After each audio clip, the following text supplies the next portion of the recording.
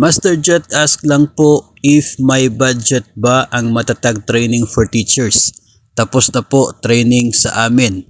Pero during that seminar, wala man lang pa snacks or pa lunch. Sana masagot.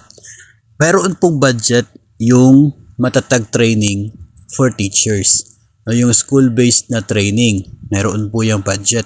Yung ibang division sa pagkakaalam ko, doon pa sa mga hotel, sila naka-venue.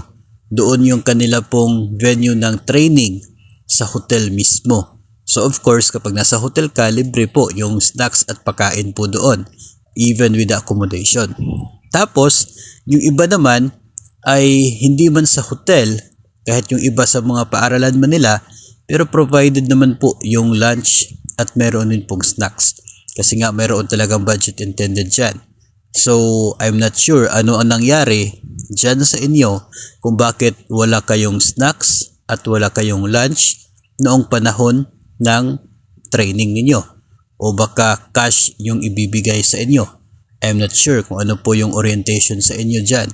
So siguro, pwede po magtanong kay school head o kaya ay anyone from your division, no?